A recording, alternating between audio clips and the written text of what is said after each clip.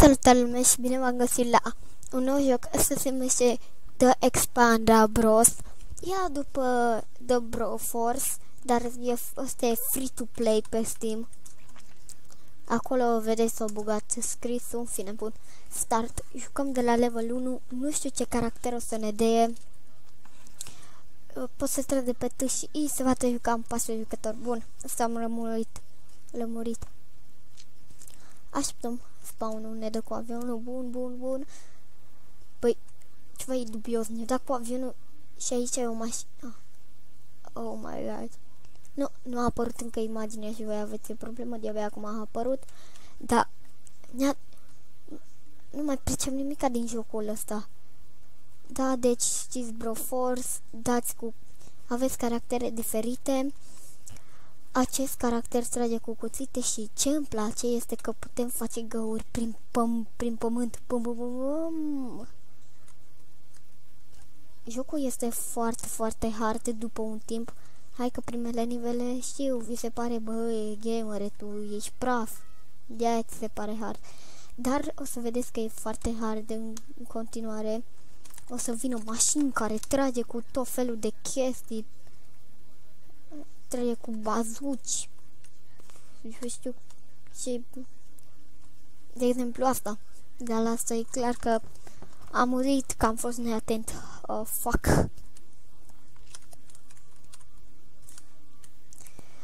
Da, și de pe Y vă folosiți puterea specială. Ca să puteți face ca mine să săriți pe zid, apăsați V și D sau V și A. Depinde de direcție. Oh, fuck, mi-a căzut o daie în cap. Oh, porcușorii și tipi. Și mi-i omoară. Oh my god. S-a bătut joc de tipii ăia. Hai să dăm foc mai întâi la porcușori. Și tipii ăia sunt nu știu, din echipa ta, ceva de genul. Eu nu pricep. Pum. Dacă vreau pot să vin și pum. Poate am să fac analiză la mituri și legende. O să se pună la mituri și legende analiza propsurilor din acest joc, pentru că sunt multe propsuri dubioase în acest joc și se pare că se vede că suntem americani. Arena Liberted, arena liberă. Într-un minut și 6 secunde. Oh my god. O să încerc să vă record 2 more rescures util the next un loc. Îmi pare rău că se blochează, nu știu, când filmez îmi face ceva lag. Dacă îmi recomandați un program care nu îmi dacă îmi ziceți un program care nu face lag și nu ia multă memorie din calculator. Wow, fuck. Da, și puteți să faceți și asta. Numai că nici eu nu-mi dau seama cum am făcut-o. Fuck! This game. Fuck. Oh my god, iar în noter spotting. Da, deci îmi trebuie neapărat un program care nu face lag. Oh my god. Care nu face lag la Minecraft.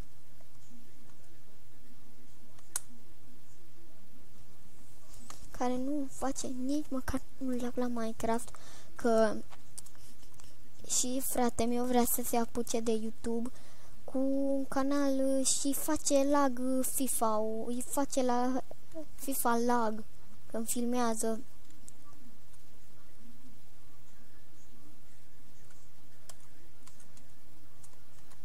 Și dacă aveți un program care nu face lag, it's very ok. Pum. Mori. Stai, mori.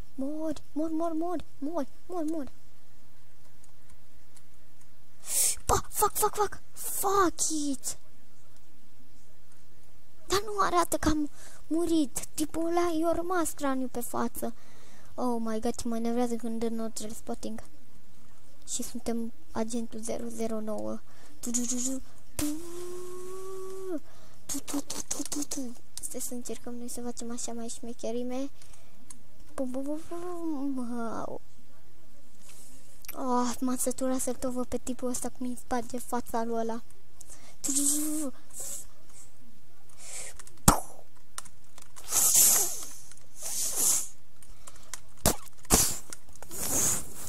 Nu putem să spargem iară podul?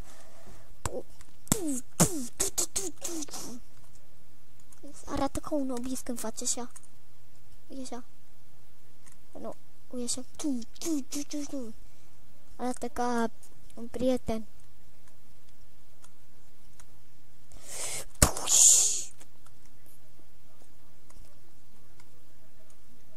Așa. Aveți grijă, e destul de periculos. Și aveți grijă la salturi.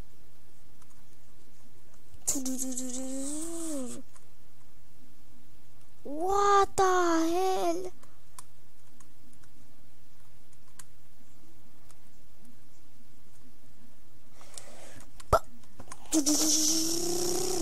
Oh, fuck.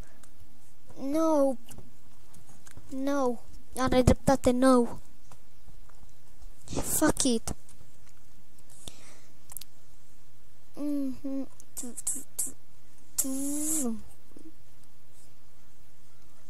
Oh, fuck it. Ui, de exemplu, tileul ăla, vedeți? Ați observat ceva la secvența aia ciudată? Da, am să vă arăt și eu acest tile. Cum să m-am decis să analizăm la asta? Când am văzut asta, m-am decis să fac și eu un pic de analizare, să verific un pic tileurile, să nu chiar mituri și legende, doar să aflăm mai multe info-uri despre joc. Că cu cât mai multe info-uri, cu atâta pricep jocul mai bine.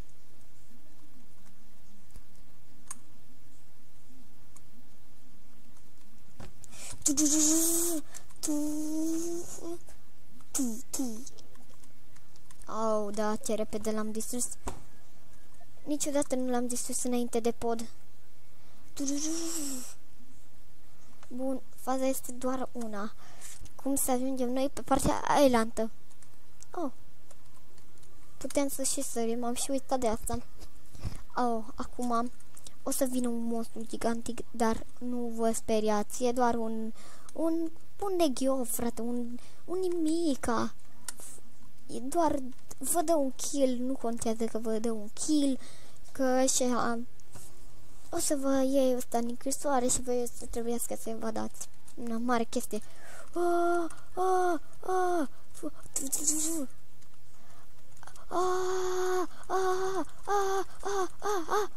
Fuck.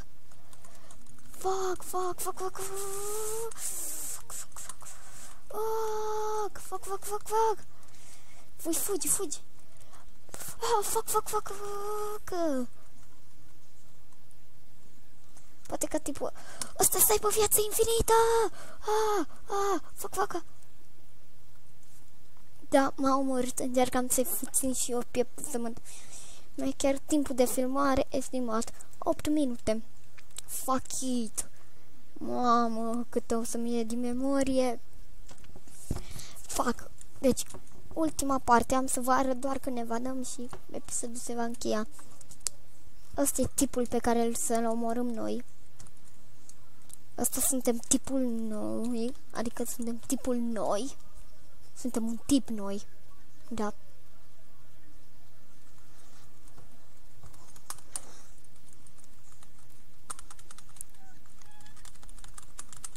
Trebuie să apăsați pe Y sau T ca discreerații să iasă el din închisoare. Bun. Deci asta a fost tot. La revedere, oameni buni. Bye bye.